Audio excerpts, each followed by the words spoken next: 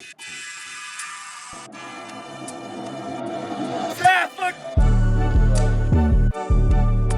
right, welcome back to the KodaCast. Today I am joined by Mr. Allan. What's going on, y'all? And then I got Chris to my left. What's up? What's going on, guys? But we're just going to be doing a little Kodawari update on this podcast. Don't really have a specific theme, but we're going to kind of just touch base on the past little bit, 3 to 6 months. How you guys doing? Not bad. Doing pretty good. June was definitely a as you would say, a trial by fire. So yeah, I don't know if everyone's kind of been brought up to speed. I guess not. But I've been doing a lot more video content based around Kodawari and trying to like capture some of the daily events that happen here and some of the things we get into and the people we meet and basically this journey along our road to perfection and chasing this dream of ours. And it's been a lot of self-development, a lot of self-growth, and a lot was learned. And I always got to remind myself, like, the whole meaning of Kodawari is to improve, even if it's like 1% a day. Just putting yourself in those uncomfortable moments and scenarios that aren't necessarily appealing to you, and just trying things out and learning new things, and seeing that growth and experience firsthand. It's a lot more rewarding when you're at the driver's seat and making the choices that are gonna make your life better eventually, or Anyway, I digressed a little there. How has it been for you guys, June? Let me know your thoughts, your feelings. Well, I probably should have started the podcast off with this, but speaking of developments, today is a very special day. It's a very exciting day and a very sad day because this is officially Chris's last day at Kodawari. That's why we have the beers in front of us. It's still work hours, but it's a pretty important day. So here, how about this? Start off with cheers, cheers, man. Cheers.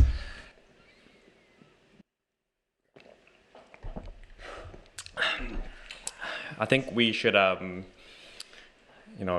considering the three of us are here. Yeah. Do you guys remember that talk we had way back when we were discussing potentially doing something together? Yeah. Mm-hmm. I remember that. Do you remember the details of that conversation? Which time? No, remember that time when we were just chilling in the basement? Chilling in the basement, and we were just vibing, and we were talking about like future plans and all that stuff, and how did that conversation go? When did that happen? Like, I want to say like almost like 3-4 years ago. I want to say 5? It was sooner, yeah. Or right? Yeah, sorry, later. Mm-hmm. It was just like us, like Now said, just vibing in the basement. It was us three kicking it, and we were just kind of like running like ideas with each other, right? It's like, oh, what if we, open something up, a shop, and it can kind of include, cars and the culture around it, and, just kind of like shooting the shit, just making up stuff where we're like, you know what, this could happen. And then what is it, like fast forward to like a year ago, maybe 2 years ago now, and now it's Kodawari. Yeah. I mean, it's been a wild ride. I mean, for me, like, it's bittersweet. As you guys know, it is my last day, but I have to say it's a crazy ride. Mm-hmm. Right? There was a lot of learnings. There was a lot of growing, a lot of, challenges that we had to deal with. But that's all part of, starting a business, right? And at the end of the day, there's a lot of good times, right? So I guess what I want to ask you guys is like, what is like a memorable moment in the last year or so for you guys? With the three of us specifically, or just overall in as a group, as a company? Overall. Alan, you want to go first? I'm thinking of the Baby Driver like video that we made. That was definitely one for the record books, I think, in terms of kind of nailing an action sequence and putting music on it and just having fun with it. That was a really fun experience. I really enjoyed that. It opened my eyes to kind of, filming in this style, and it's a lot of work, a lot of preparation, just as with anything that we do here. And to see it come together and see that vision in your head pan out with your team and all the individuals involved, it was great, man. Like it was really fun. That's all I gotta say about it. Yeah, that was a really really fun project. Definitely way out of our comfort zone. I remember the BB guns that you brought in, they were just so realistic. Like we were all kind of like drooling over that. If you guys don't know Allan, he's what we would call what would be known as the hobbyist, right? As long as I've known Allan, we've always been playing video games, collecting die-cast car models, playing with BB guns, knives. Like that was just our thing, right? And having an opportunity to kind of bring that into a project and create a cool video around car culture and that, I think it was really challenging, but overall like a good experience, Yeah. and something that we can definitely show our kids when they're older and be like, we won't tell them it's BB guns, though. We'll tell them it's the real deal. It's the real deal, right? Yeah. That was quite the experience, even for myself. Like it kind of for me, it forced me outside my comfort zone in terms of acting. It's like, oh man, there's a script, there's a costume, you gotta get all this. There's so much prep behind it, right? And then going into it, it's like for the first few takes, it was just like I couldn't even take anyone serious. I was just like, I couldn't even take myself serious, right? Yeah. And I think the one moment where it just like threw everyone off was when David was reading his lines, and he kind of like blanked out if you were watching him, and he's like, whose man is this? Yeah, I remember. And then we just all bursted into like laughter, and that was funny. I can't remember. Did we keep that in the final cut? Like when he said, "Whose man's is this?" I think so. I think we did. I can't remember. Right. Okay. I And swear either way, it was you funny. guys gotta make a blooper reel out of that Oh one. yeah. Yeah, there's a lot, man. If we go through the archives, there's There's a lot of funny videos. Yeah, there were some of the scenes required us to go outside running with like as part of like escaping from the robbery, right? Yeah. So it was just I was just really fucking sketched out that someone was gonna call the cops on us just because the guns didn't have like the orange tips on them. Yeah. And they looked so real. Mm-hmm. We're all wearing like trench jackets and running out with a duffel bag. And Yeah. But the thing is, like, I guess when they see the camera person or the operator, they're like, oh, okay, they're doing a thing. Yeah. Or at least most people would think that. The oddball might be like, oh, I don't trust it. Whatever it is, I'm going to call, But I think for the most part, people can understand. Luckily, we live in Canada. And people don't carry guns around for real, yo. But there was that one scene where we were running out, the three of us, like holding the rifles in the air over our shoulder. Mm-hmm. And then there was a lady that was pulling right up to the street right as we were running out. My heart dropped. I'm like, oh my God, I hope she doesn't freak out. But like, I saw her face. She just like, her jaw dropped. And then she saw Josh with the camera. Yeah. And I think she kind of put two and two together. Yeah. But Crazy. I remember that too. Just she looked like she was like, oh my God, what's happening? And I was just like, Oh man, no, that was definitely yeah. Like I said, one for the record books. I think another memory that I always thought was fun and also funny too was, I think, was it last summer when we started doing all this media stuff? We were trying to like practice our camera work, practice our rolling shots. And the time that like I got strapped up and hang off the trunk of the RDX was pretty wild. I was just like, this is harder than it looks, man. This is friggin' hard because you're hanging off of a car and then you're strapped in and then you have to hold a gimbal with a camera. So there's like weight there, right? So it's just like hanging out and like at the same time I was just like, oh my God, am I gonna fall? Am I gonna fall? Yeah. That was scary, but it was also fun Yeah. at the same time. No, that's crazy. I mean, I can't believe you did that, bro. When I think about it, I'm just like, yo, this guy's for real. But explain like what you were feeling as you were hanging out of there. Like, were you like, oh, if I drop this thing, like, yo, that's like. Yo, I was thinking about the money. Yeah.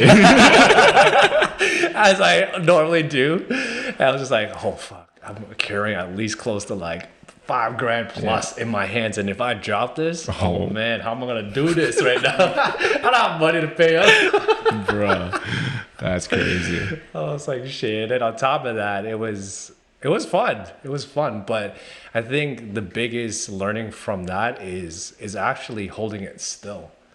Right? Even though you have a gimbal and it does a lot of the work in terms of stabilization, you still have to hold it still. Yeah. Or else it becomes shaky, right? So I think, exercise, practice your core. That's what I was gonna say, man. It seems like a serious core workout. Yeah. Well, all in all, that was a lot of fun. Yeah. Any other moments?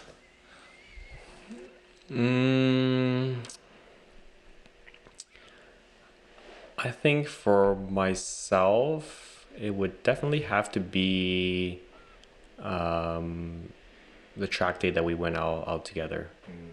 Yeah, we cruised out to TMP as a crew. That was kind of like our first outing as a team, driving all the cars. That was a lot of fun. Setting up, barbecuing, Alan Vong was with us. Ray was hanging out with us. So those were good memories. I really enjoyed that day. It was a little chaotic, a little stressful in the morning, getting everything set up. It generally is chaotic and kind of stressful from time to time, as we are like last year was just a lot of trying new things, man. Like learning to work together, learning to communicate as a team. Like it was a lot of firsts for us, and definitely very challenging in many ways. But at the end of the day, it's kind of the nature of what we're really trying to do here. It's really pushing ourselves into new territory. So for you guys, what have you found the most challenging thing that you've kind of were confronted with over the past year?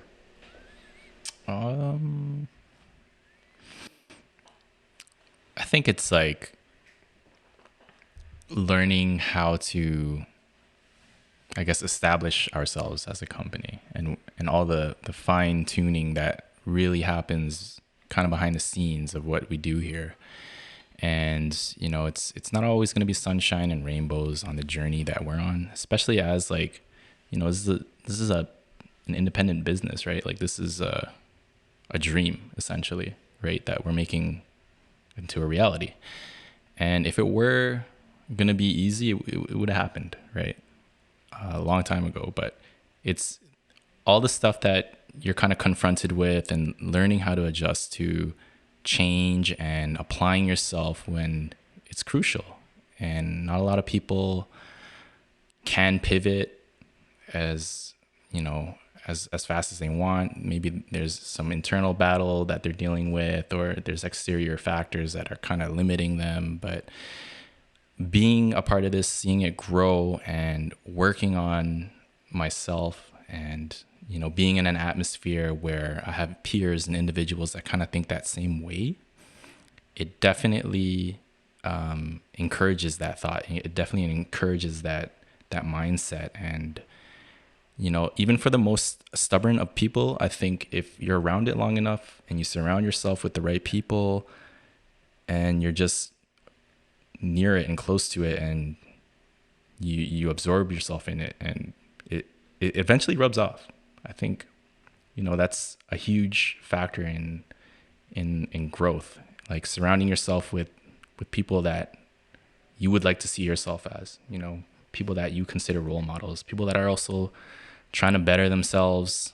And I think that is just a really big boon to anyone's development, if you guys care about it enough, right? Like, I think you would want to put yourself in that situation and build on yourself. And I'm grateful and fortunate that I'm here with you guys, and we're seeing it through, and we're making it happen, you know. And it is bittersweet to see Chris leave, because I believe deep down, like, when we were having that conversation way back when, it was, I don't know, I kind of just had this gut feeling it was going to happen eventually, somehow, some way. And the fact that we're sitting here today, right now, having this podcast and sipping on these beers, it's refreshing, it's rewarding. It's like, we're a very small percentage of the people that go out there and chase their dreams and reach for the stars.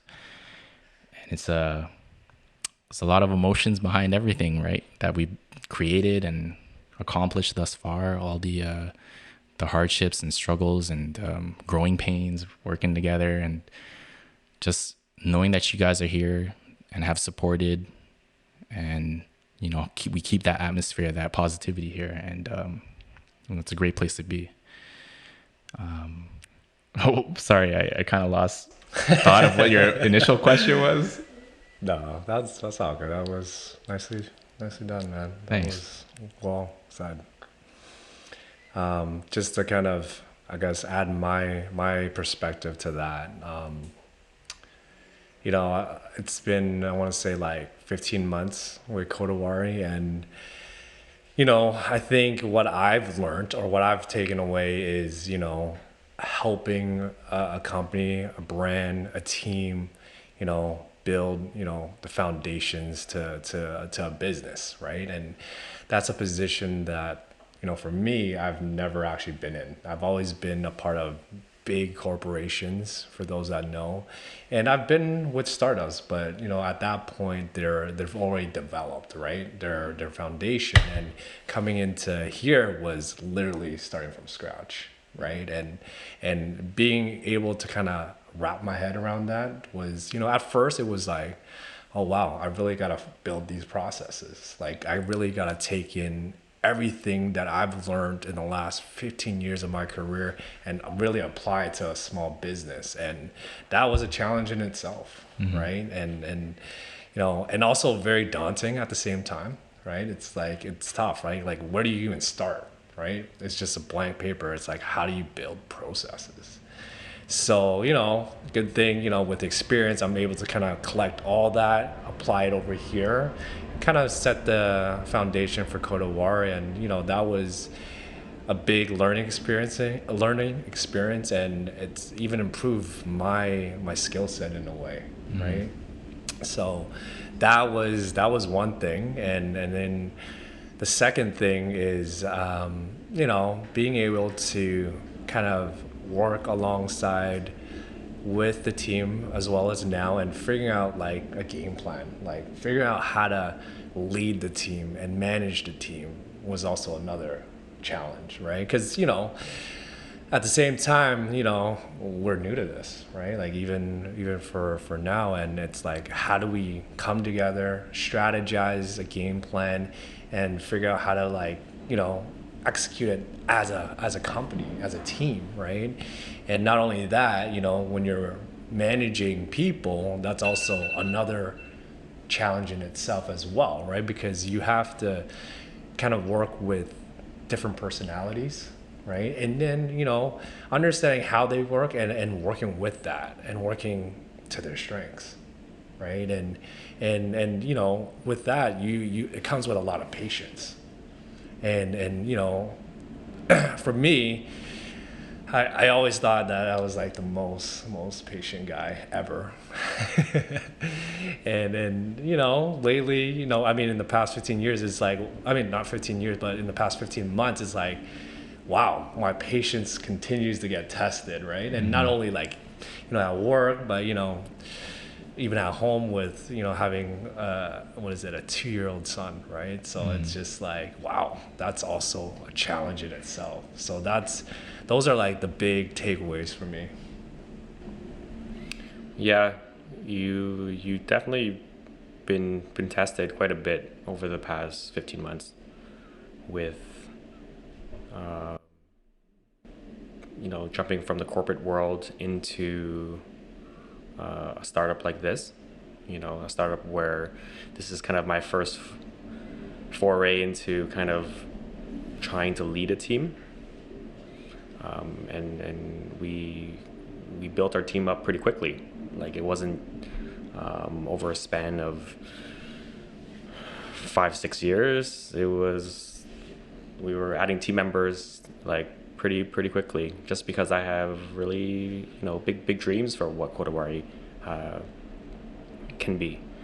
And you juggled being a new dad, right? You juggled moving to a new home. You juggled working with all of us, right? And and it's like from the outside looking in, it looks like, oh yeah, we're trying to build something special, working on cool cars. We have a really nice shop and this and that, but that's just what everyone sees, right?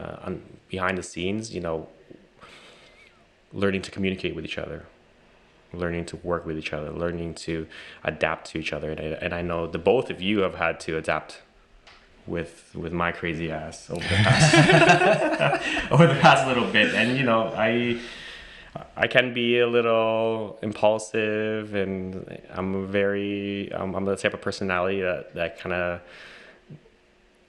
I ebb and flow with how the day goes. And you guys have done a very, very good job with managing that. But we've had to have a lot of very uncomfortable talks. Most Yeah. Yeah. I had to have a lot of really uncomfortable talks, and at the end of the day, it's only this dream of what this could be that has kind of pulled us out of falling into the trap of letting our ego get the best of us. I think that's something that I struggled with a lot. I think working with friends is very challenging. Balancing that tightrope of this relationship where you've been friends for so long, and now suddenly you're kind of the boss, or you're kind of creating guidelines and rules, and on top of that, you're building everything from scratch, like you said. A lot of the processes, a lot of these things that we kind of taken for granted at our previous jobs, we've had to build from the ground up. So that was a big challenge for the time that we've been working together. It still continues to be. I think I've come to understand that it's always going to be these situations where it's not just black and white. It's always kind of gray, and you kind of have to navigate it in a way that you think is best. And there were so many times where I was really frustrated. I was like, fuck, it's just relentless. It's just one thing after another, where it's just like, how do I help the team understand, kind of like the stress that I'm under, or what we need to do to succeed, and I've just come to learn that this is the way it's supposed to be. It shouldn't be. It never is just black and white. It's always going to be like one perplexing kind of situation, one after another, and that's just how life is. And the quicker I get around to just accepting it, it just lightens the load for myself.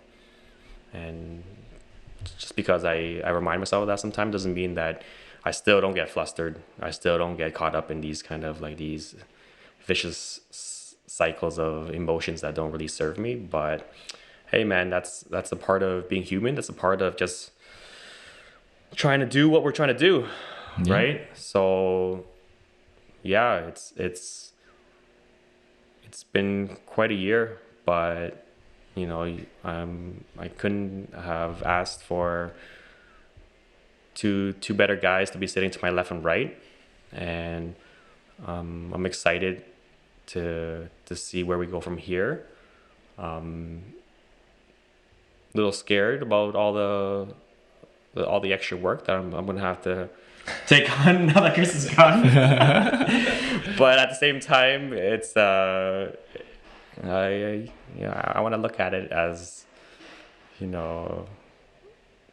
it's guiding me down the path of where I need to grow. That's the obstacle that's in front of me, is learning to be more organized, learning to communicate better, and eventually I'm gonna come out the other end, a better person, a better leader. So yeah, man, thank you for the foundation that you've built. You've definitely left your mark. I remember when you jumped on the team, I was at a point where I was kind of really flustered with how to release and kind of announce what we're trying to build. Our image, our brand. Hanky had just passed away, so like me and Sherry were still kind of really in a funk, and that was right around the pandemic when it started. Yeah. And you came in and instantly made an impact right away. So regardless of all the mistakes that I've made or we've made, I hope because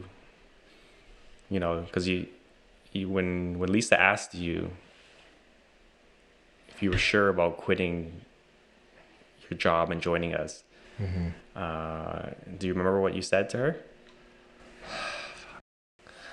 Now you're really making me jog back memory lane. I don't know. What did I say?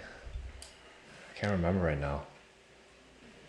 She was questioning because like you were leaving a job that you were at for a year, and the idea of jumping into like a startup with myself it's quite a leap of faith. But you told her that if I don't do this, I'm gonna regret it. That's what you told me. Yeah, I did say that.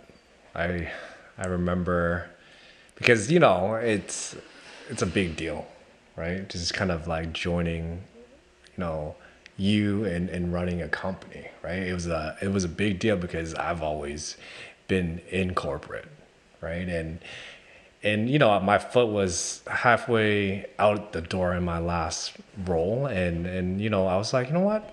This is an opportunity to really make something of this, right? And to kind of join you and like, get this off the ground running. That was just my mission. Like, I just as soon as I got the okay, it was all, the rest was history, man. I just went in guns blazing and I was like, let's get this shit going. Yes, sir. Like, let's get this shit popping, right? Because, when you kind of like spoke to me about your story, I was just like, wow. I was very inspired. I was just like, all right, it's time. Let's go. Let's do this. And then, yeah. Yeah, that was a pretty important crossroads for you when you made that call. And I'm forever grateful that you did. It's been one hell of a year. We started off with the most memorable moment, and then we jumped to the most challenging moments of the year. Let's jump into Kodawari. Where do you feel you guys have grown the most, or where have you shown the most growth? Chris, you wanna take that one? I think it would probably be around patience. I think that's the first thing that comes to mind. There, it's literally something that I've been challenged with in general. Whether it's personal or professionally, and being at a startup and also being a new dad, that's where it tested me a lot, right? So it's like, how do I manage this, right? And it took a little bit of time, right? And that, if we're just speaking on just Kodawari, it's like having more patience, for everyone, right? It's like, we had a good running start, but when you kind of catch that stride and you want to continue that momentum, and if it kind of gets slowed down, you're just like, what the hell's going on, right? Like, and then you start like getting a little bit impatient. So it's just, sometimes things don't move that fast, right? Sometimes, it goes really fast and it stops. And you just got to be patient with the overall process. And I know I'm not giving, I don't have any examples right now, but it's just, just being patient with the business, being patient with, like my peers or my colleagues, and just the overall process of things. So I think that was the biggest one for me. Mm-hmm. Yeah, for sure. I mean, I think the biggest challenge is just that exactly. I mean, everyone's got different ways of viewing things, and everyone's an individual and unique, right? And everyone's got different opinions on how things should be done, but it's when you start thinking in that mindset of what you would do, it's not really going to serve you in a way where it's beneficial to the team, because you got to think about the team too. It's not just what you want, right? And for me, being around that kind of team atmosphere, you really kind of grow like a sense to it. Before I was working at Chrysler, and a lot of my skills and abilities carried me a long way in there, because I didn't have to talk to anyone. I didn't have to, really get social if I didn't want to. I could just work the whole day and not worry about anything. And, being in that kind of setting for a while, you kind of lose touch, right? You kind of like grow like this kind of armor, because in that kind of setting, it's always tricky, because you're meeting a whole bunch of different people all the time. And whether it be the person working next to you, whether they're changing their job site, whether somebody new comes into your team, it's always balancing,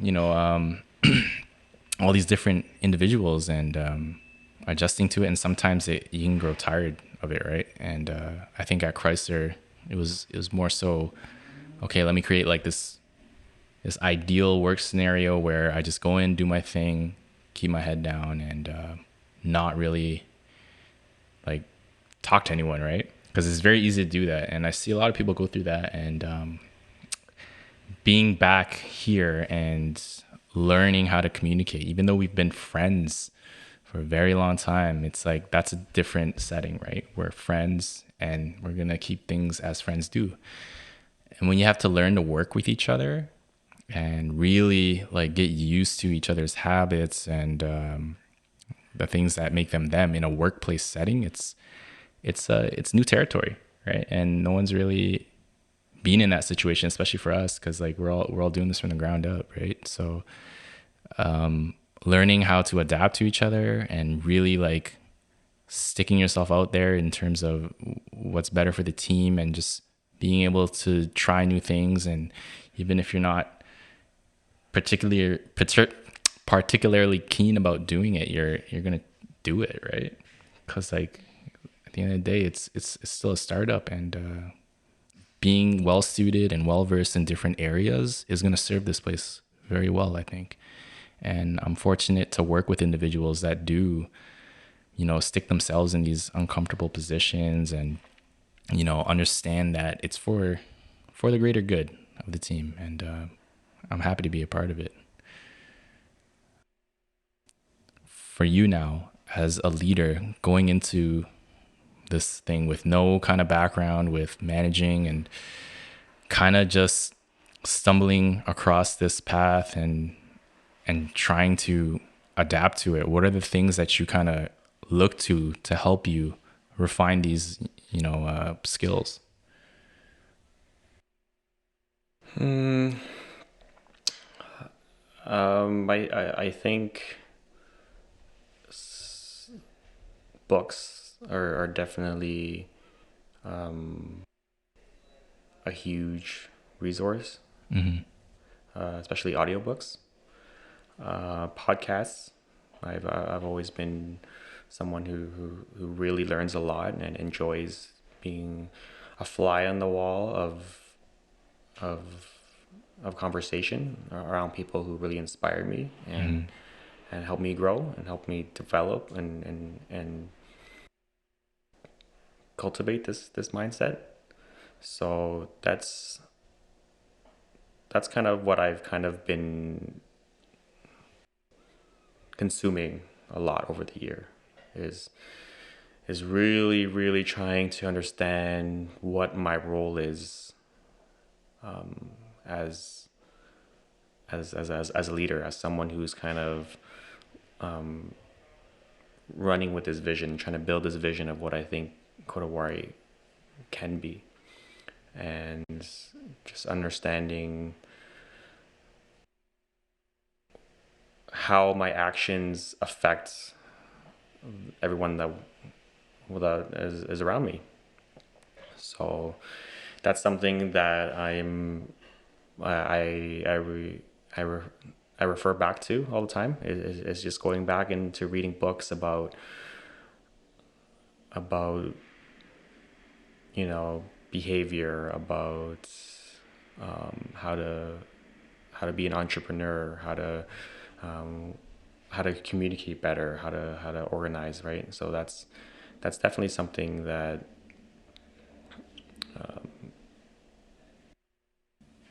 you got kind of keep in your tool belt. It's like something you reach for, right? Yeah, for sure. I can see that.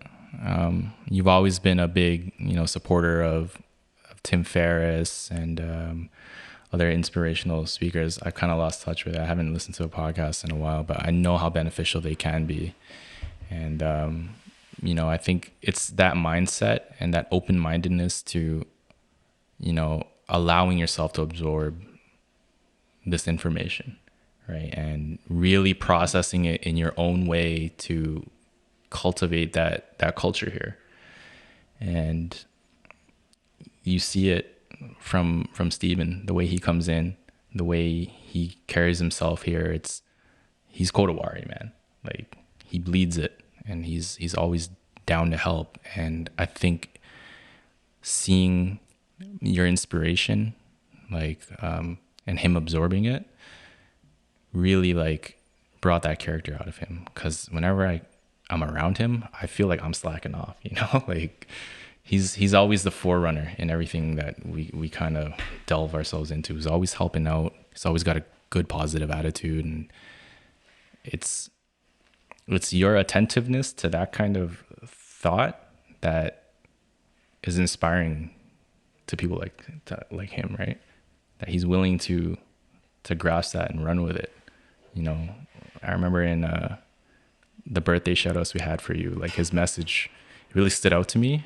And I never ever in a million years would think like, oh, I want to tell my boss he's the boss I've been waiting for. Like I've never heard that, right? It's kind of really awe-inspiring to hear him say things like that. And it was just a really heartwarming message, and it just goes to show that, you know, you're making change, man.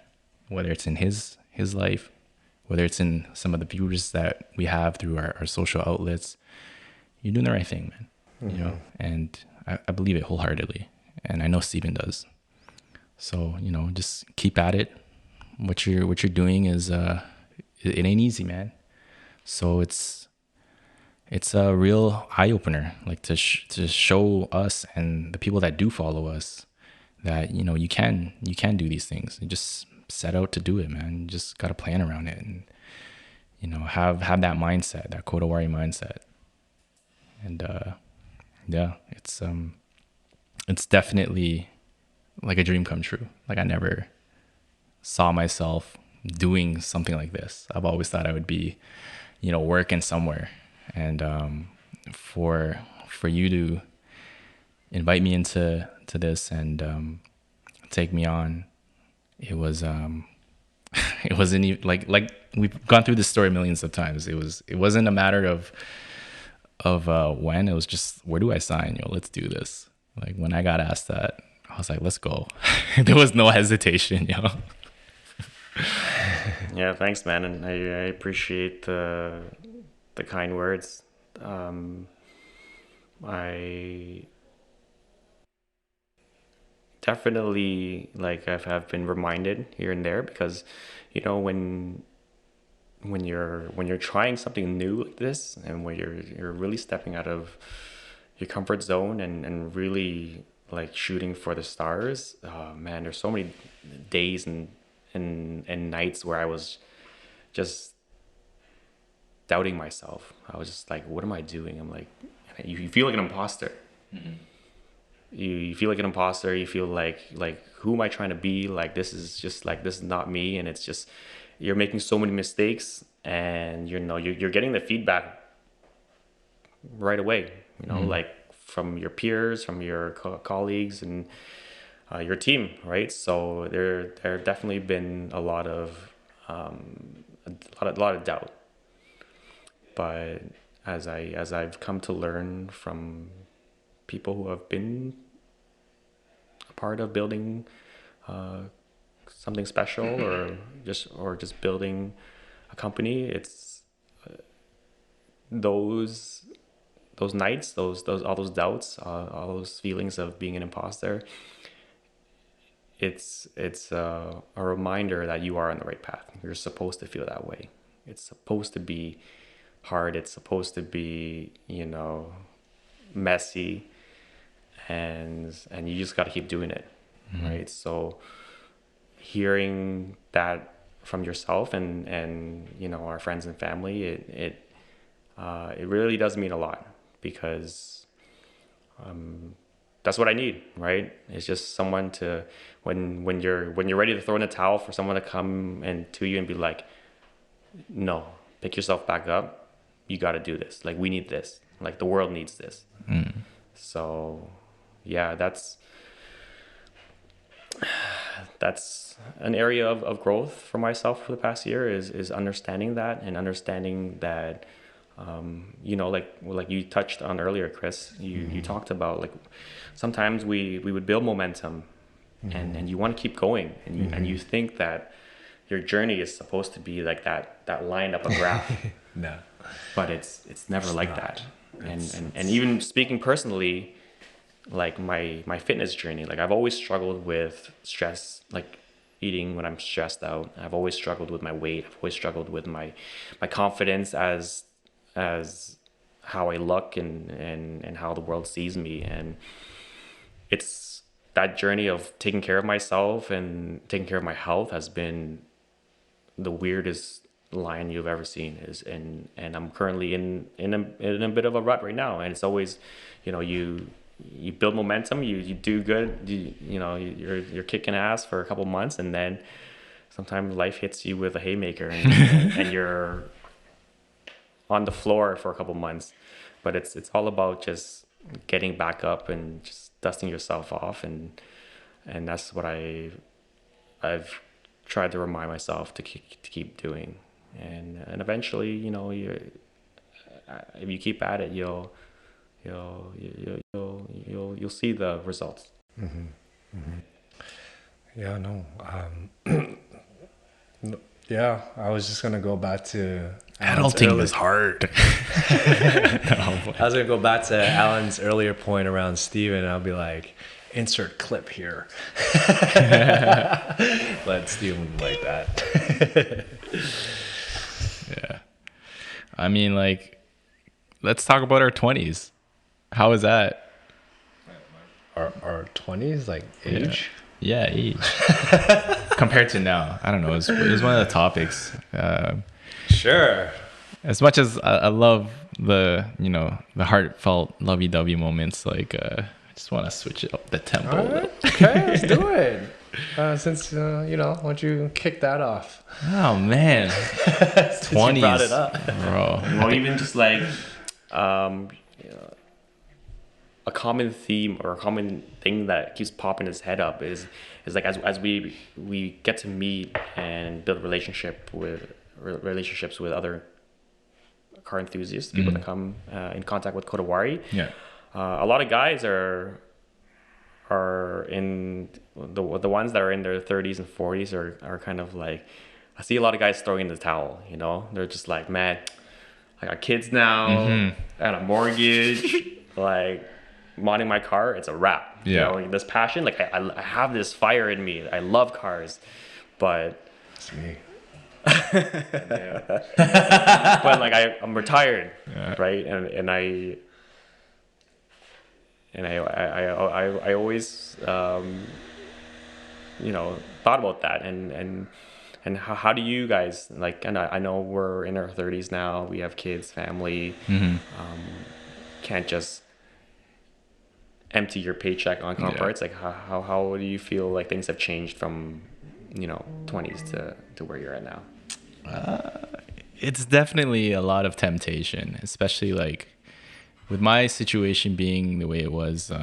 We got the car before we got the kid, and then it did everything. Like there was nothing there that we didn't want. It was fun to drive. It's a 2015 STI.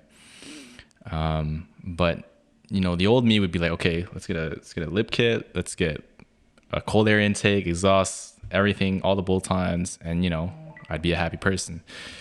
But fast forward to having Jake now, it's been a very long ascent to modding this car, and I just want to make it clear for the record that yes, it's getting mods, albeit it's been like many years later.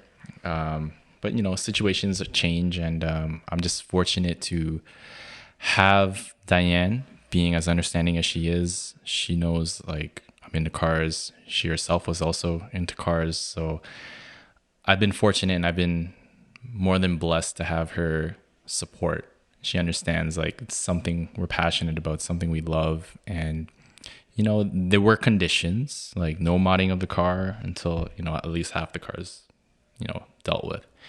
So yeah, man, I hold on to what I can. In my 20s, like one of my favorite things to do was just to go out for a cruise with no destination in mind. Just it's you, the car, and the open road, just the feeling you get from the car's input. And of course the IKEA blinds go off during the podcast, and now I have to talk over them. How did that happen? I have no idea. He was probably like, open the blinds. Oh, that guy's done. What the? That's it. Wrap. But yeah, I mean, going back to the original point, which is comparing car life in your 20s to your 30s, I still, from time to time, will find myself, doing a bit of fitment research. One of my favorite things to do, like I kid you not, I'll check Facebook Marketplace, Kijiji for wheels, just just to do it, just see what's out there in my spec, and then try to envision it like on my car, and then I start Google imaging like that car with that wheel and that setup, and I'm just like, oh, okay, it would look like this. That looks dope. I don't know. I feel stance is one of those things that you should do the car first. Springs or, wheels and a drop. Simple and clean. And it just changes like the whole car's vibe. And that's like one of the, honestly, in my personal opinion, I think it's one of the best first mods you could do for your car. It changes the driving dynamics. So you're lower to the ground. You get, the wider tires, the stance. When you dial it in like right to your liking, then it just changes everything. You always look back at it after, Mm-hmm. Just a reminder to everyone who's gonna be taking Allan's advice. Wheels in a drop. Make sure when you drop your car and you put suspension on it, whether it's springs or coilovers, make sure you get an alignment afterwards. Oh yeah. Because when I did it for the first time in my 99 Civic, didn't do an alignment. Within 2 weeks, my tires were bald. It was wise words. Toast. Like it was literally no tread left. Mm-hmm. And back then I didn't know. I didn't know any better. And I think Tony pointed out, he's like, yo, didn't you just buy these tires? And I'm like, yeah, what about them? And then he pointed them out, and they were completely like slicks. Yeah. And I was like, how the hell did that happen? And then eventually I learned that, when you put on suspension, you gotta do an alignment. Yeah. You gotta fix that toe. Hundo P. Right. But speaking of alignment and stance, Chris, you've made some changes to your baby over the past year. Our friendship started with these cars. Mm-hmm. How has your journey been with your this hobby of yours from back then now till now you have a family? Wow. I mean, it's a 2008 Audi A4. Those who know that, I've had it for the last decade. It's a 12-year-old car, and I've had it for 10 years, and I was fully immersed in the whole stance scene, right? As a VW / Audi guy, the first thing I did was just slammed it on coilovers, and the first set of wheels I bought were some CCW classics, a nice like 3-piece set wheel, and I had that set up for a long time, right? Yeah. It was just a nice clean setup, and it always looked good, right? So fast forward to, I want to say maybe like 2-3 years ago, we were I was getting married. I was planning my future with Lisa, and we were planning to move into a house. So I'm just like, man, we're growing up. I don't know if I could, afford this, and we need money for the house or for the down payment or whatever the case might be. And I decided to bring it back to stock, right? I think that was like 3-4 years ago. So it was sad. It was a sad day, when I let those CCWs go, because now you can't even find them anywhere, right? Like people don't even like ship them over here anymore because of customs and whatnot. And I kept like looking at my old pictures. I was like, damn, why did I do that? Like I had like instant regret, but then at the same time I had to like come to terms with, okay, I'm becoming an adult. I have to grow up at some point. And to your point, it's just like, okay, I'm done with this. It's like, this is retirement. Like I was fully retired. Like it was stock as hell. I was just like it looked like an old man driving an A4 now. But anyways, pre-Koda, like it was stock, and coming into Koda, I had no plans on doing anything. I would just focus on the business. And shortly after that, I was like, oh my God, I need to like do up my car like ASAP. Like I need to like drop this shit because, other than that, I was getting made fun of like crazy. Anyone in particular? Right. I had a feeling. I was like, what's this shit? 4x4 shit, and this and that. I was like, okay. It was like eating up inside me. I was like, yeah, I gotta drop this shit. So I made Ray drop it. Yeah. Irony. That was a freaking shit show. Yeah. But yeah, now it's low again. It's on a different set of wheels. They're OEM S5 rotor wheels. They're 19s, and I'm going for that OEM plus look, and that's essentially like my dailies. So I'm enjoying it a lot more nowadays, and hopefully. I'm looking at more performance these days, right? Just to have a little fun out of it, right? I'm not going too crazy on the stance because I want to be able to drive it. But yeah, performance. Hopefully, Lisa doesn't hear this. Yo, does the A4 feature golf clubs? Ooh. Oh hell yeah! That's all that matters. Another excuse to get one of those cargo boxes. I know, right? You throw all your golf clubs up there, man. Yeah, because you have the cargo box for the Atlas, right? Do you? Or no, you had one for the Tiguan? Tiguan, yeah. But I don't know. Like cargo boxes look cool, but there's just like so much wind noise. Oh yeah. And there's fuel consumption, and there's on top of that, like I can't go everywhere with it. Like I went downtown to like Chinatown, and I went to the underground like parking lot, and then like scraped the shit out of the box. And it felt like it took more effort to climb up an SUV and just to throw stuff in there. Like remember the time we went camping like last year? It was just like, oh my god, I'm carrying all these stuff out from the roof, and it's just higher. I think with a roof box, it fits like a wagon. Yeah. For example. Yeah. Right. That's just my opinion. Right. But yeah, no, I'm just gonna keep it clean as is for now. Nice. What I really want to hear from you guys is, what was it like being able to freely purchase whatever you want in your 20s versus having to talk to your financial advisor about car parts? Chris, do you want to start? Oh, why you gotta pass it over? Wait, do you want to talk about the story that got us both in shit? Oh my god, you gotta do that? Yeah. Right now? Well, I think a lot of guys can relate to this. This dilemma that we Oh man, we put ourselves we in. weren't even married at the time. This dates back when, like probably 5+ years ago or something like that. Anyways, so this is during like I guess my stance days with the CCWs. I was just like, okay, now that I got the whole aesthetics down, let's work on performance. Like I got an intake in. I'm looking at a full cat back, maybe like a high flow cat converter or whatever, right? Like I just want to focus on performance.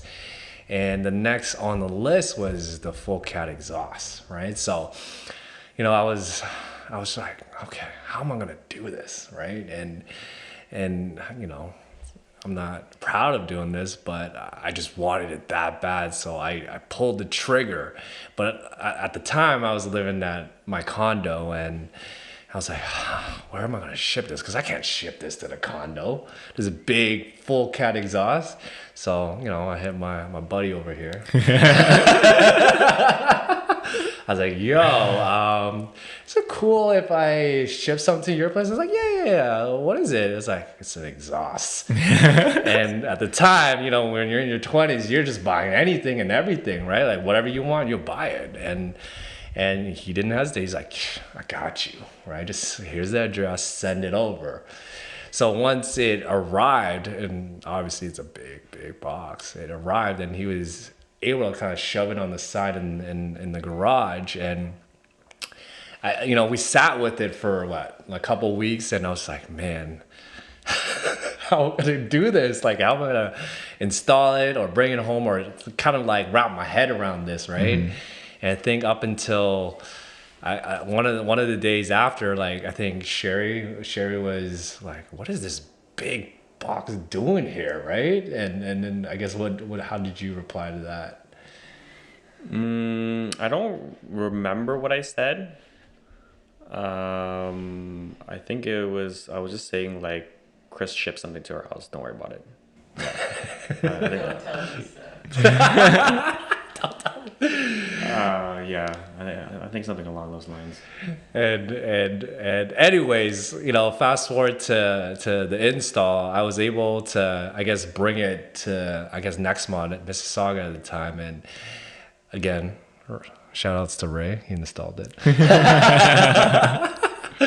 And he installed it, and I was like, okay, good, it's on the car. So I'm gonna go home. She won't notice.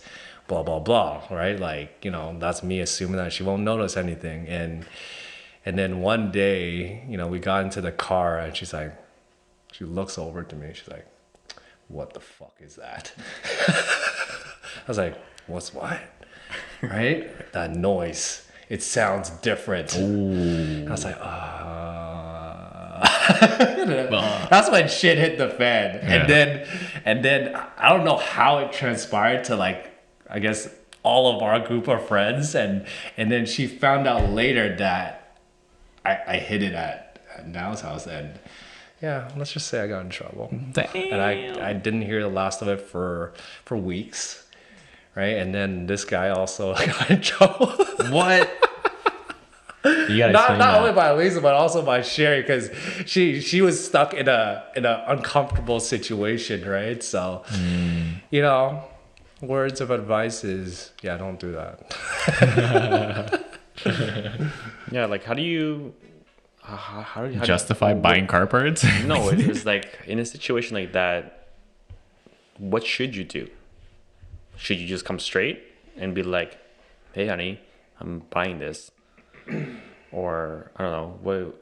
I think like, everyone's kind of the situation is gonna be different, right? Like for myself, like I do communicate that I would love to get these things. It's like a slow build up. So like I gotta inception it with Diane. It's like, the Subi would be pretty cool if we did have like an exhaust. It would sound pretty neat, right? And then she's like, yeah. And then I'll like start looking at videos, and I'll show her the one that I really want, right? And a few more other ones. And she's like, oh yeah, that one sounds nice. I was like, which one do you think sounds nice?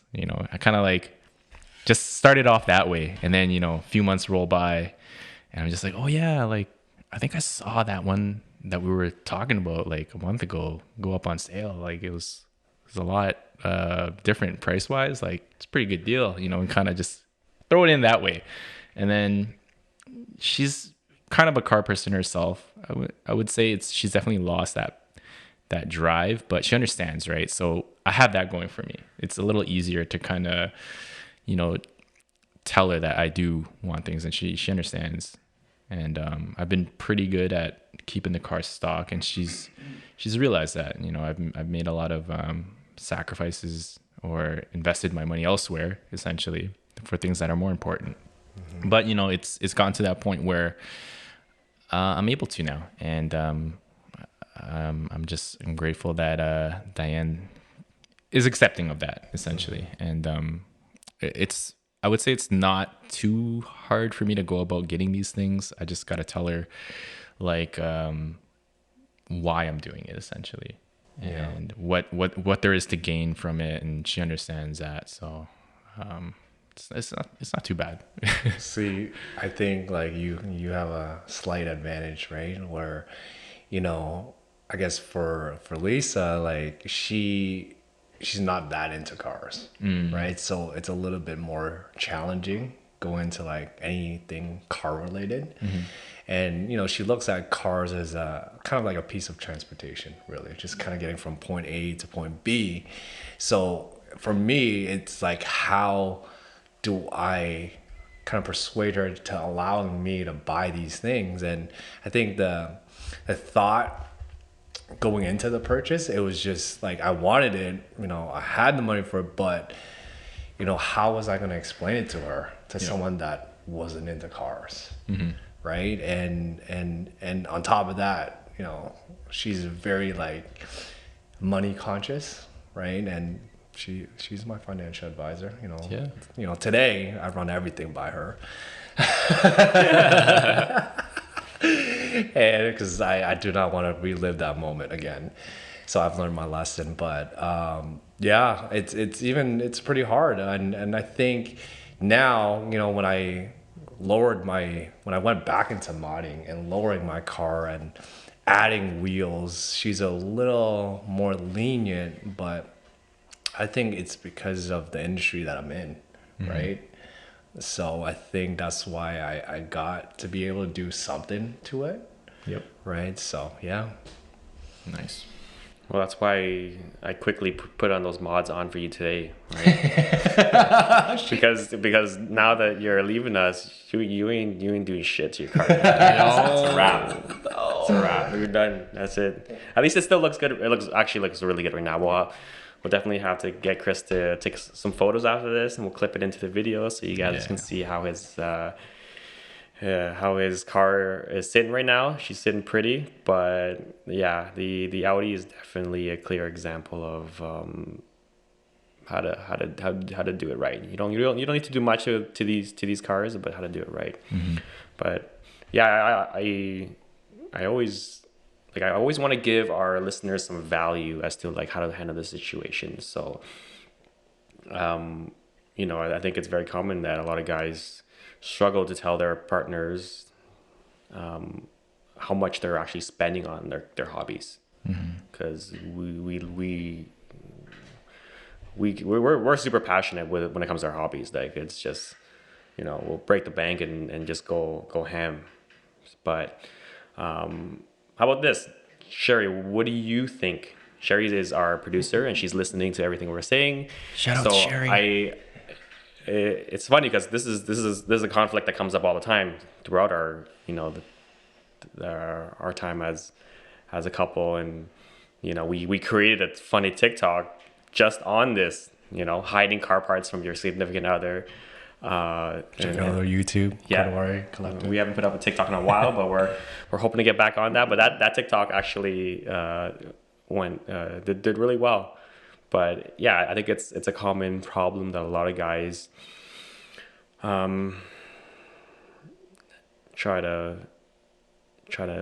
deal with. Yeah. So Sherry, what do you think is the best way to go about this? When Allan tells his story and how he kind of like eases it in, I feel like I can just picture Diane thinking like, this motherfucker thinks he's so smooth. They're slipping this shit in here. She's just waiting for you to like continue on with this whole charade of like, oh honey, look, it's on sale. It's not, and she in her mouth, she's just kissing her teeth. She's like, yeah, okay, yeah, keep trying. Yeah. So what like, you guys aren't dumb. You guys are way smarter than us Neanderthals over here. Hundo. Right? How should we go about? Compromise. But you haven't been compromising.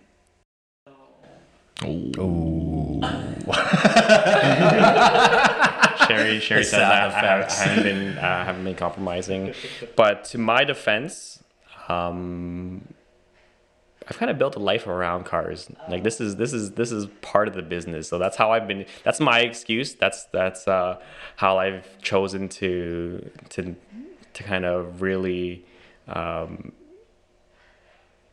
flip things over in my favor. All right. But at the same time, it's still just because Kodawari is a business, and my attempt at building my dream life around cars doesn't mean I still have to compromise here and there. So yeah, it's just compromise. It's just like telling you straight up and understanding that you just can't go too ham. With the Type R, we had an agreement the first year, second year, third year, how much he could spend, and the first year he spent everything all at once. So. Content. Yeah, we'll do a podcast just me and Sherry. That'll be fun, right? Having to work together and all that good stuff. But okay, why don't we jump into KOG, man. Like Yeah. let's talk about our journey with KOG and why we did it and what we learned and where we plan on taking it. So for our listeners, KOG, if you don't know, it's Kodawari's Otaku Garage, and it was like our, I guess, venture into retailing diecast and kind of sharing that passion and hobbyist, enthusiast level collector kind of lifestyle. And it was definitely a very, very valuable component to what I'm doing nowadays, which is a lot more videography. And it's been very inspiring to kind of take that experience and what I've learned from creating content, be it photographs, be it videos, building stories.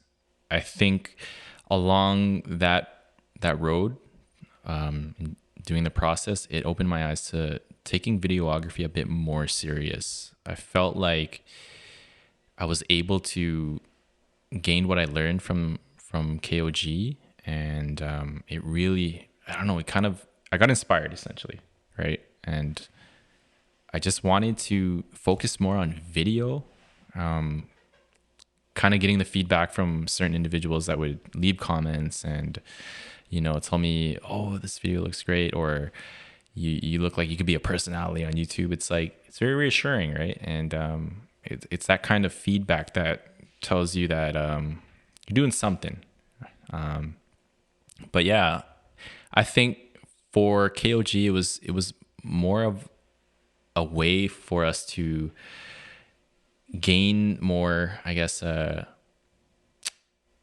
what's the word? Like coverage, exposure, but in a different realm. It started with the diecast, and I focused heavily on like the creative side of it, and it really reignited my passion for shooting, tabletop photography, and photography in general. Like I would search techniques in my spare time. As I was going to bed, I'd be looking at lighting kits or like macro lenses, anything that would kind of help me with my endeavor in this pursuit, right?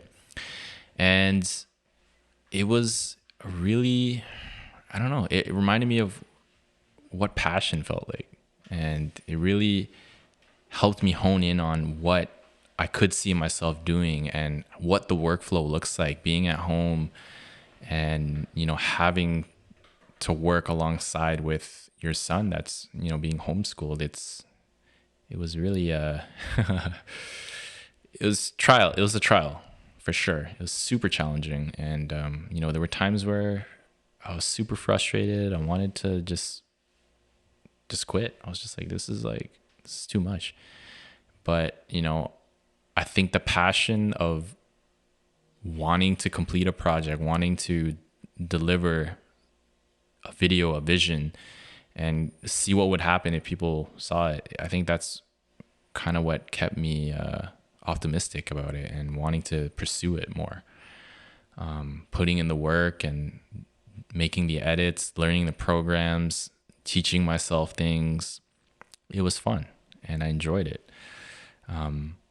But if we were to take it back and look at it with the lenses of like a business, I think the thing that suffered the most was like the retail side of it and the marketing side of it. I think I focused too much and primarily on the creative side of it. And I think with that whole experience, if we were to do it or continue it, which I think we will, I think it would be more catered towards marketing it properly and kind of learning how we could position it in a way where we do make it, lucrative or make it sustainable at least, But yeah, I mean, what are your thoughts? What are you guys' thoughts on KOG and maybe some of the challenges that arose when we were venturing out on this kind of like subset quest or subset goal business? Well, I think KOG came at a really like particular time where we were doing the detailing, and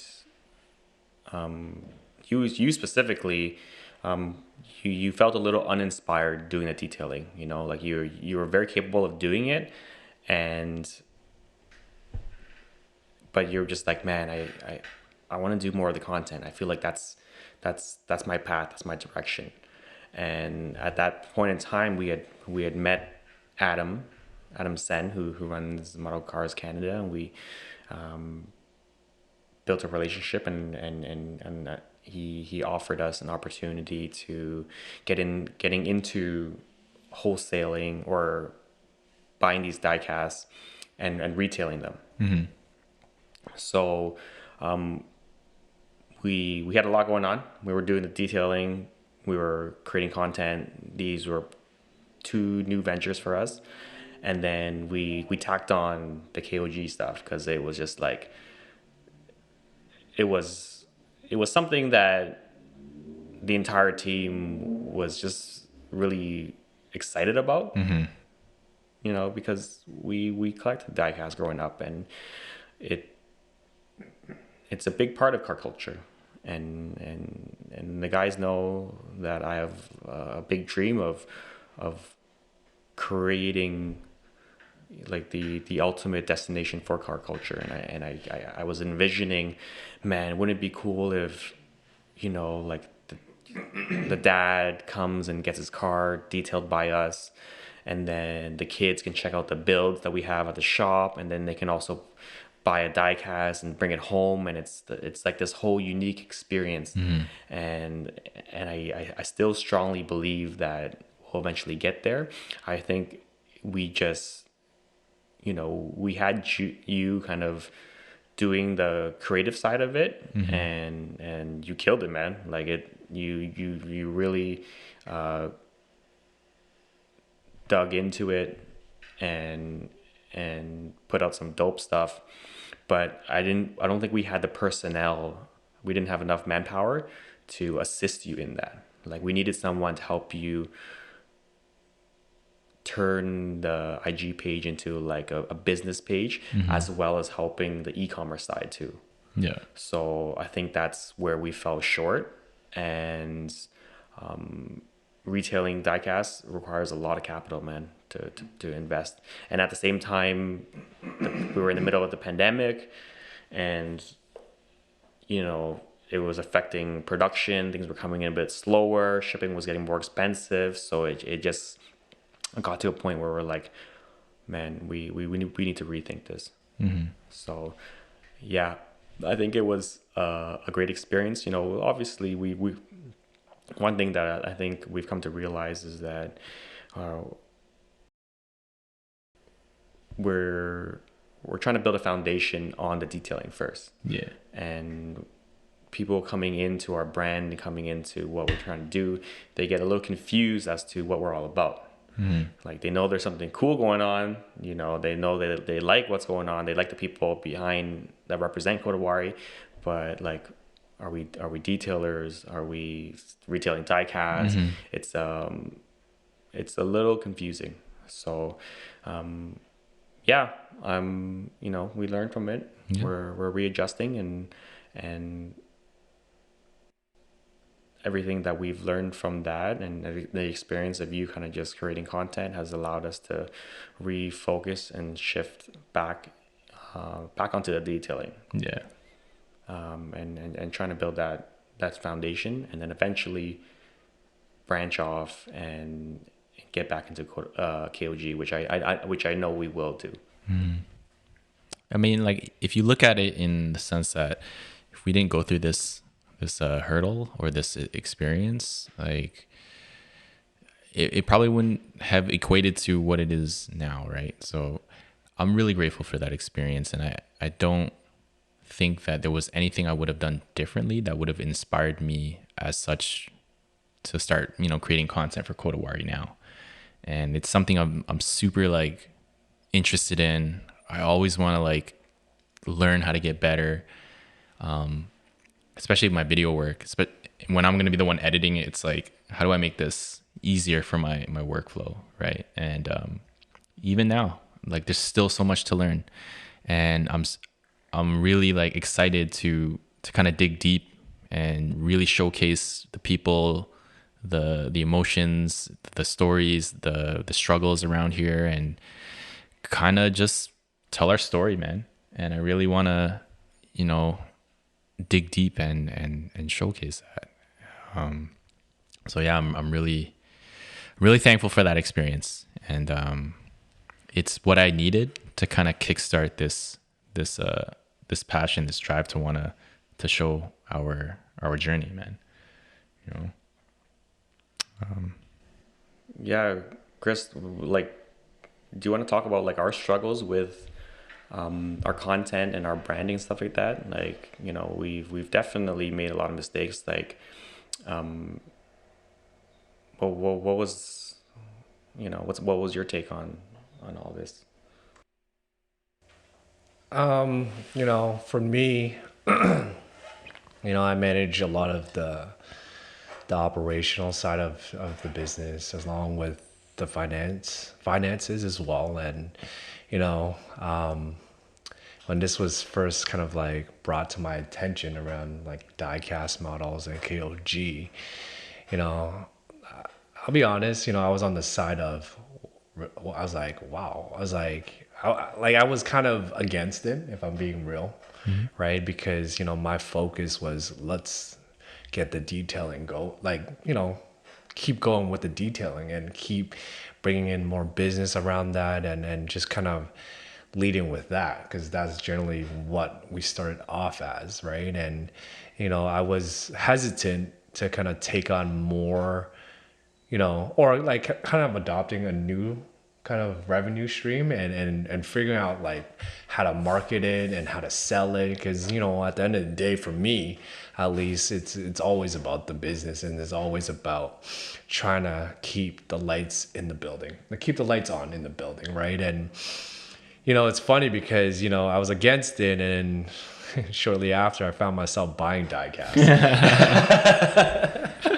which is pretty ironic. But I think what got to me was these guys, the rest of the team, just being so hyped about it. Yeah.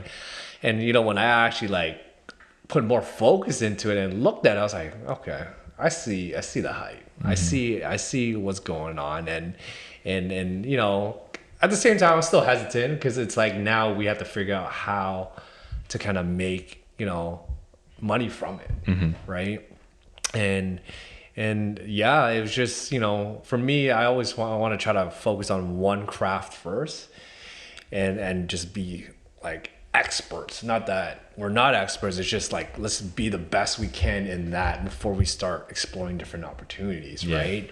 And me and Now had some talks back and forth, and he explained to me that it's the car culture, it's what he is trying to accomplish with this whole community around cars. And I got it, I understood it.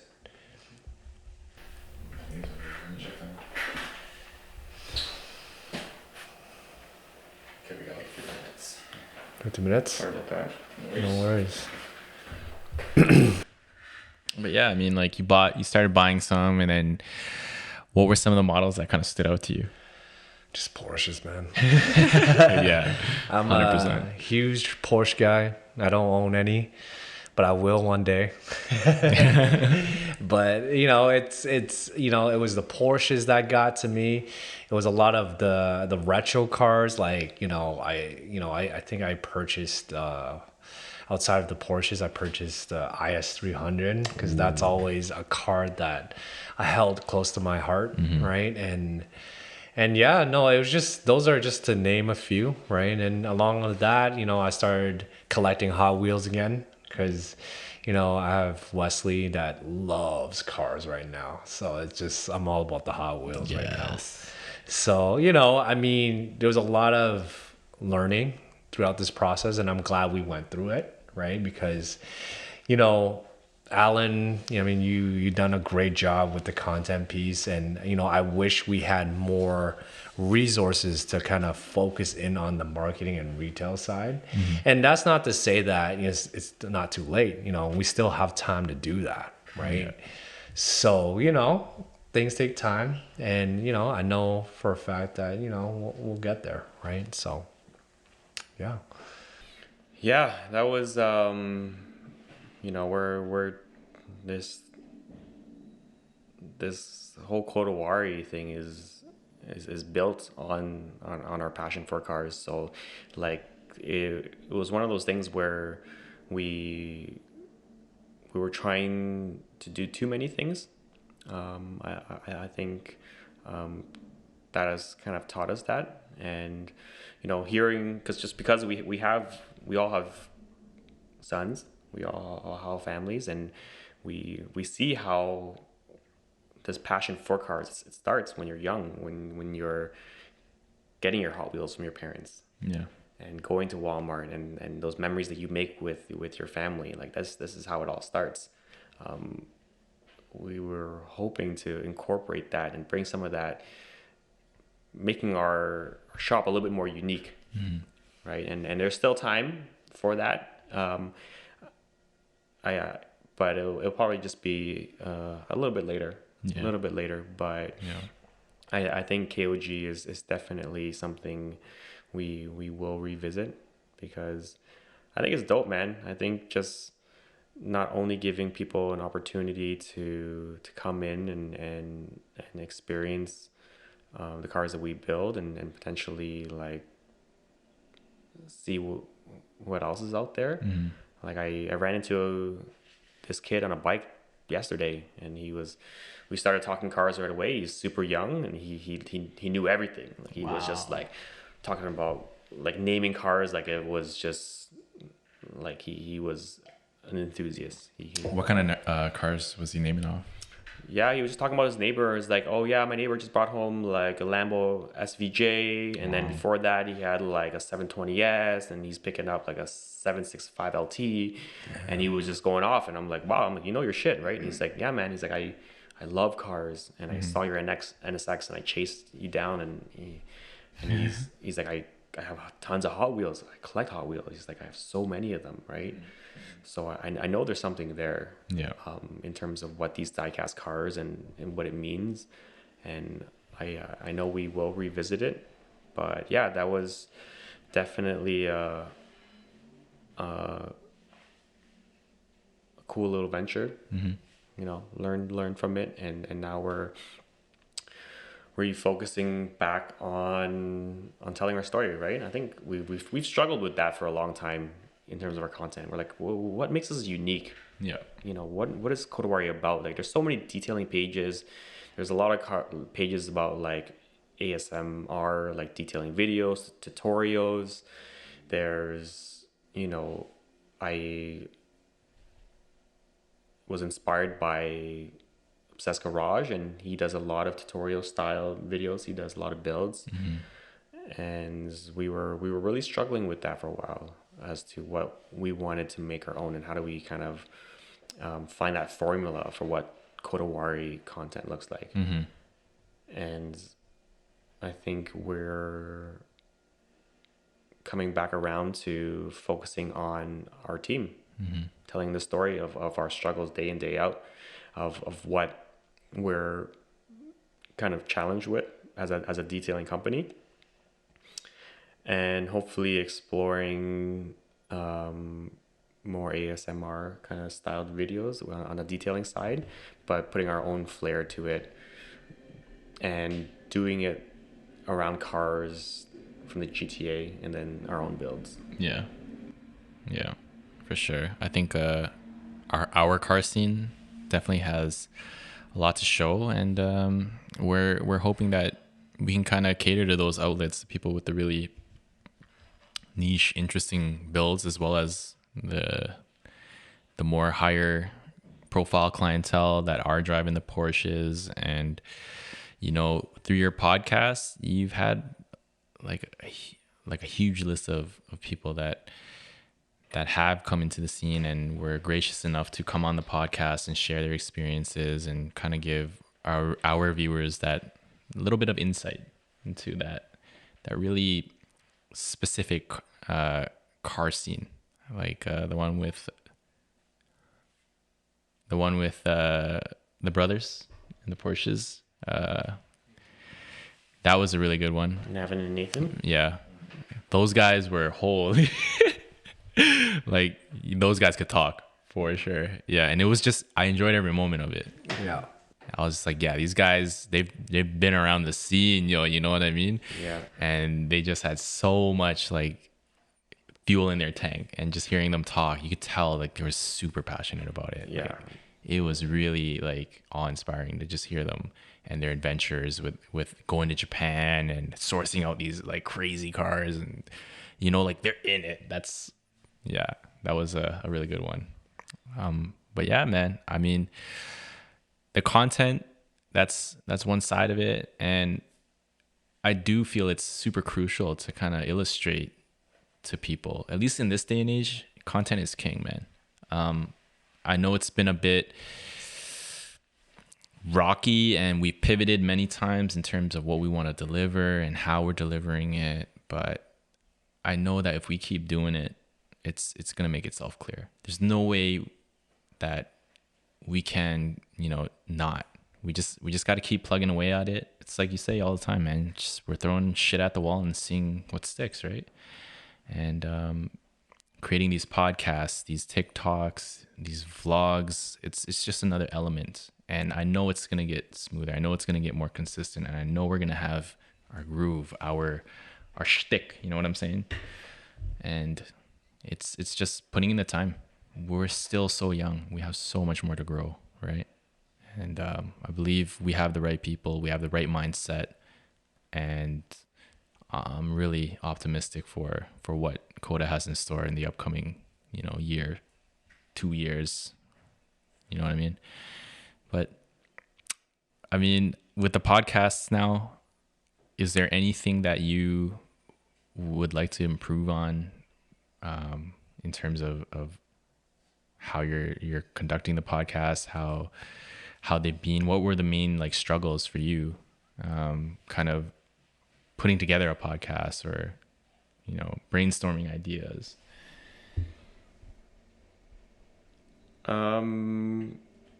With the podcast, I think kind of just reaching out to people and finding guests to join us. Finding the time to do it and the space to do it was a little tricky, just because sometimes when we were recording in our offices, in the rooms, it's a little sensitive to sound. So like if the guys are working in the back, it was a little bit tricky. Yeah. So that's why we want to try and build out the mezzanine and turn it into like a full studio with some sound isolation from the rest of the unit, so that hopefully we can record up there without having to worry about getting in the way of servicing the cars. Yeah. But yeah, just being a little in terms of talking on the mic, it was just a little uncomfortable at first. You know, I think our first podcast that we had together, we were like, as soon as Stiff as a board, yeah. someone didn't record, we were just like, it was just super awkward. We were just like, how do Hey, if you guys like listen back, or I haven't listened back because I don't want to like cringe, but it was pretty awkward. so many cringe moments now when you talk about it's areas of growth and all that. Remember, like my first time in front of a camera, like Allan trying to talk me through it. He's like, just pretend I'm not here, don't worry. And that was my first video, coding the T's on. Oh yeah, and it was just like, even some of our friends that that we talk to here and there, they're like, "Oh, you've gotten better in front of the camera. You're not as awkward." Oh, that's sick. Good feedback, That's still man. like one of the like top 5 videos Yeah. on the YouTube channel. Yeah. You know that? Oh man, that's you throw TEs on anything, it's a winner, right? So I'll give credit to the TEs and some of the shots at the NSX. Yeah. But with the podcast, yeah, I think it's just, it's so easy, because I consume a lot of podcasts, and it's easy to compare like our production value with other teams out there and other podcasts that have been doing it for a long time. And it's really easy to feel insecure, and I've just tried to remind myself and Sherry, because she's the producer and she's done an amazing job with helping me execute this. It's just to remind myself that, hey, this is we're still early in the process, and we just got to remind ourselves of that, and just to keep doing it, keep doing it. So the podcast, with positioning you in a role that suits your strength and suits kind of like your passion for where you are at in your life, in this chapter of your life, where, like you said, work doesn't seem like work to you. Like you're researching, you're improving your craft. You can spend hours behind like the editing screen, and it's, you're enjoying it. I think the podcast is one of those things for me. Nice. I when I had that podcast with Nathan and Navin, and we were sitting there talking cars, it was just so effortless. Yeah. It was just so enjoyable. It was just like, just good vibes, and it just clicked, man. It was just like, this is what I want to do. Yeah. For the next little bit. I really want to connect with people and get to hear their stories, and hopefully share their stories with everyone else, in hopes that it can inspire them to build a life around their passion, and find that sweet spot of finding work that doesn't seem like work to you. I think that's really rare. Not a lot of people get to enjoy it, and if we can help even one person get to that point, I think that would be worth all the work we put into what we do here. But yeah, the podcast is it's definitely something we're gonna be very consistent with, or tried to be very consistent with, and we've gotten a lot of positive feedback, and it's just been very humbling to hear from our supporters, like, yeah, I listened to it. I listened to the last one, and to hear them say, like, it just seems authentic. It doesn't seem like you guys are trying to force it. Yeah. Yeah. It seems like you guys are genuinely enjoying these conversations, and that's cool, man. It's very nice to hear feedback like that, and we're gonna do our best to keep running with it. The podcast is gonna be something that is a big part of our content. The vlogs, like, we won't have Chris's photography anymore. That will be a huge gaping hole, but we will, we're gonna adapt and figure it out. So the vlogs, and then hopefully the detailing Podcasts, videos. the detailing videos, hopefully some upcoming TikToks.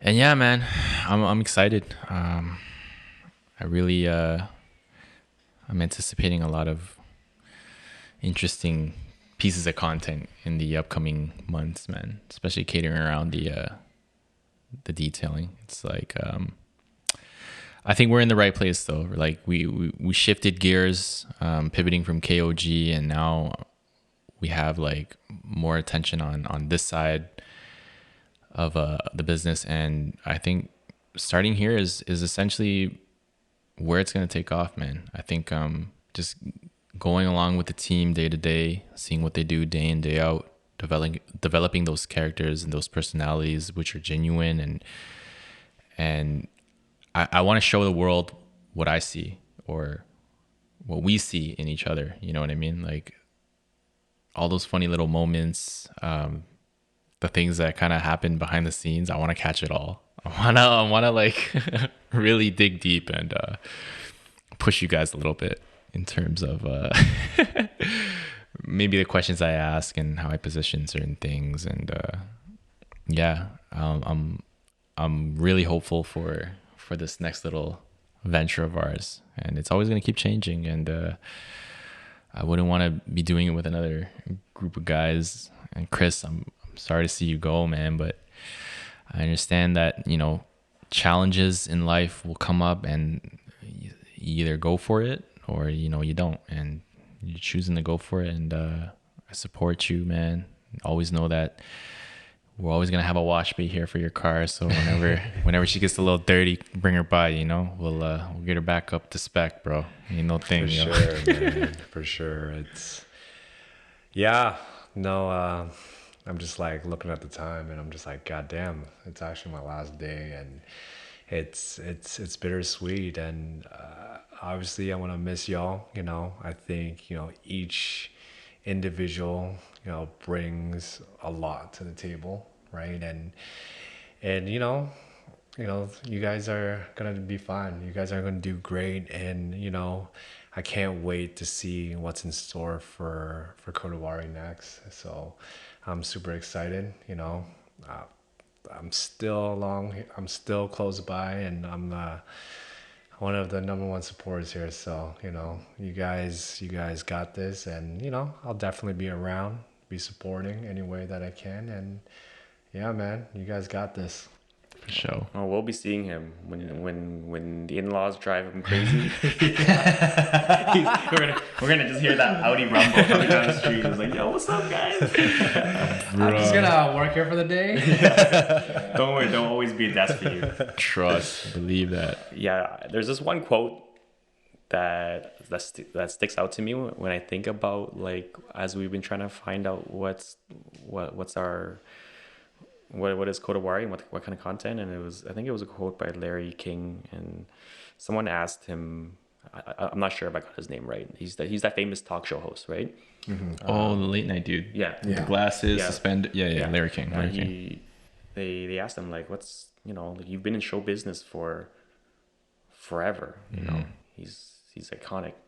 And they're like, what's the secret to be successful? And he's like, it's just simple, man. Just be yourself. Don't try to be like anyone else. Just do you. Be authentic. And I think we're gonna try and run with that, man. I think that's why we talk about certain things that not a lot of people touch on, right? Which brings me to, you know, this last topic that I think we should end off on is mental health. How the whole world's been through a lot this past 18 months with the pandemic. I want you guys to touch on how has it affected you, you know, with having a family. You know, Allan, you've worked from home because of Jake, and he's had to be home from school. Like, how has that been challenging for you to navigate that? It's another layer, right? I mean, everyone's got their stuff, and to wear through it all, it's gonna take a lot of digging deep, man. And I've learned this year that, you know, the way I was doing it, the way I was usually, like, how I would normally approach my situations would, you know, be very impulsive. And I just found that I kept getting frustrated with a lot of the same result, and I knew deep down inside there was something I had to change. And I want to give a big shout out to my therapist, Helen So, and now for really being that driving force to kind of promote this self-serving kind of, well, not self-serving, but like self-healing mindset. And before, I used to be like, therapist? What do you mean therapist? No. That wasn't me. And it was a lot of ego battling with myself, thinking like, am I really gonna do this? I'm gonna see a therapist now, yo. It's like, it's a, you know, a really interesting bridge to cross. And when you're in that position and you kind of get used to similar reactions based off of your decision making, and you start making the connections, and it's saying to yourself like, yo, things gotta change. I think that's when it finally hit me. And I'm just like, if I don't, you know, at least try, I'll never know. And I want to thank you for really opening my eyes to that, and allowing me to kind of be less judgmental and critical of myself, and just say to myself like, oh, it's okay. Like, no one's perfect. You know, everyone's got shit that they got to fucking deal with. And the best people, I think, have therapists. The people that are most successful, I think they do have people they confide in that isn't a first party of contact, you know, like someone from the outside, someone without a history of your person, you know. And it's been really eye-opening, man. Having my therapist there definitely helped in terms of dialing it back, and kind of taking a step back and being present, and actually digesting, you know, thoughts, opinions, emotions, and accepting them, and not letting it overcome you, but instead letting you absorb them and accept them, and kind of just think about it in a different perspective. I was very quick to jump the gun. I was very impulsive, but now I find myself in these states of practice where I do take a step back when I feel certain things, and it gets easier as long as you're present and aware and willing to commit to it. And I'm sure you guys have noticed a difference. And I want to say, like, just because it sounds like it's out of the ordinary, or there's a negative stigma around having a therapist, or you've reached that point where you gotta, like, you know, seek professional help. There's nothing wrong with that. If you're seeking professional help to better yourself, what's wrong with that? There's nothing wrong with that. That's you seeking for truth, seeking for a better way, right? And I used to really look down on it and like question it and be like, why can't I figure out my own problems? Because you only have yourself to rely on, and sometimes you tell yourself some bullshit, right? And I'm sure everyone's kind of been there. So to have someone there to call you out on your blind spots, and kind of make you ask those really hard questions, and bring them to reality for you, and talk about it and see them through, it's really refreshing, man. I can say that I've definitely gained so much from just taking that leap of faith and jumping into, you know, seeking the help. And I'm really lucky in the sense that I hit it off with this therapist, and I didn't have to go back for like second referrals or anything. There wasn't anything that told me like it was a bad choice. And the way she conducts herself and kind of positions her questioning it's like you already know the answer. She's just helping you get there, you know. And I feel like that's key. That's the hallmark of a good therapist, when she can, or he can, really just facilitate that desire to get better, right? And have these programs in place for you. So yeah, thanks, man. I still continue to see her to this day. And I think it's really beneficial for anyone that kind of has any problems that they're kind of perplexed with, that keeps popping up again, and it's a reoccurring theme for you. Maybe you do need to seek advice elsewhere and get that perspective. And I think that's exactly what I got, is the perspective and the tools to allow myself to see things as they are, and not get so riled up in the whole like emotion of it, and just learning how to adapt to it and accept it, right? I mean, for you guys, I know you guys have also been in that same boat with therapy and seeking the professional help. What have your experiences been thus far? Have you guys noticed any change? Have you guys noticed, anything that is worth mentioning in terms of your overall personality? Like anything that stuck out to you guys? You want me to start?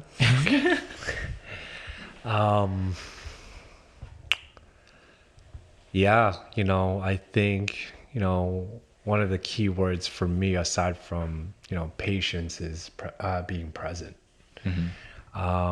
That's also another theme, that I had to deal with, because, we've been in this pandemic for over a year and a half. And, I was forced to figure out, how do I become present?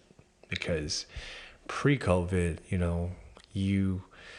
you're pretty much, you have a lot of distractions. Yeah. You have a lot of distractions, and you can easily get up and say, you know what, I'm gonna go to a bar with my buddies. I'm gonna take a load off and just hang out, right? And what the pandemic has presented was, sitting with yourself and with your emotions and with your mental state, and figure out how you have to deal with that, right? Because for me, I found out that, I'm always focused on the next step or the next goal or whatever the end goal is. I'm not so much kind of living in the moment per se, right? I'm always like, let's go.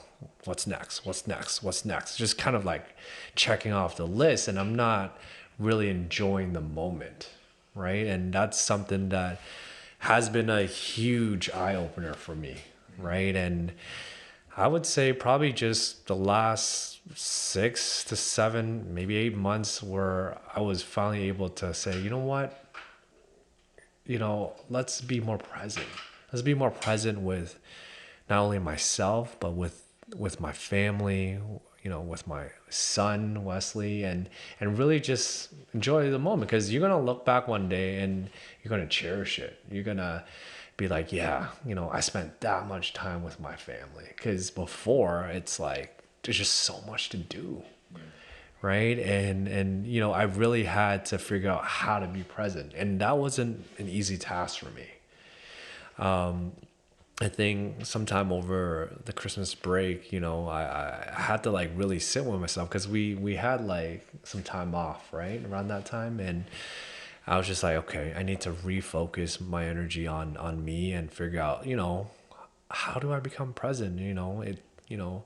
It's, do I take the route of, entertaining the idea of seeking a therapist? Right? Because I know today, in this day and age, it's accepted. But for me internally, I was just like, to your point, it's like, do I need it? Like why do I need it? Like, do I have a problem? It's going through those notions with yourself, right? And it even took me a while to even get there, right? Like, only until recently I decided to really seek it, and I'm only maybe just a few sessions in, and it's provided me with more clarity as to what I do going forward. And, now it's like, instead of reacting, I'm able to kind of sit calmly and think it through before I say anything, right? Because naturally, we are reactive creatures, right? Like, anything that triggers us, we're quick to say something or do something or whatever. But instead, let's change that cycle, right? It's like what you said. It's like you keep doing the same thing and it keeps going in a vicious cycle, and you're tired of this. It's tiring, and you need to like change it. Yeah. Right. And it's gotten to the point where it's like, I don't know how to change it yet. Like, I know I have great friends. I have great like support system. I have family around me. Everyone's there for me. But, you know, you almost want to seek help from a neutral standpoint to kind of help you get to a better place in your life. Right. And, you know, literally I'm only like 3 or 4 sessions in, and it's helped a lot. It's helped a lot with my energy and everything. And, you know, I couldn't be more of an advocate for it. Yeah, bro. Shit works for real. Like, shout outs to my therapist. Yeah, no, I'm happy to hear that you guys are both benefiting and enjoying this kind of journey, this journey of growth. That's what it is. It's like you guys want to be better. You guys want to be a better version of yourselves. You guys want to be a better person for all the relationships in your life, and that's a big part of what we're trying to build here at Kodawari, is that having that mindset. And it's not just about building companies. It's not just about building cars. You know, it's reading books and stuff like that about, you know, how to be a better businessman, but just how to be a better person. Better human being. Yeah, for all the people in our lives, all the relationships in our lives. And if we want to be able to help and make a difference, it starts with us. And we got to put the work in. So removing that stigma around and overcoming that ego of like, I don't need help. That toxic masculinity where we're just like, you know, as you know, Asian culture is like, you know, your parents never talked about any of this stuff. hell no. It's just like, you know, our parents, they didn't know any better. They just had to suck it up, deal with it, right? And we're lucky enough that they've immigrated here, and we have access to this information. We have the option to open these doors and to be better. And I think that's something that we want to shed more light on and talk about our journey, talk about our story, and hopefully that will help someone listening take that leap of faith and start their own journey on their applying this Kodawari mindset and growing themselves. But yeah, it's I think this is going to be a topic that we will continue to revisit and kind of share our journey along with that. I'm sure Chris will be back on the podcast with us. Yes, sir. He'll be coming in for vlogs, and you'll see a lot more of him. Oh yeah. But this is definitely just us very early in the process with the company and with our journey with self-growth and going through this journey with our therapist, right? So I hope by us sharing this that it's something that you guys find of value. I think it's just something that everyone deals with. It's not these issues with anxiety and depression and ego, like it's not special. Like everyone deals with this. So I think this is a topic that everyone can relate with on some level. So I feel very passionate about talking about these kind of things, and that will be a little bit of what makes us Kodawari, right? So we're gonna wrap this one up because it's time for the weekend. This is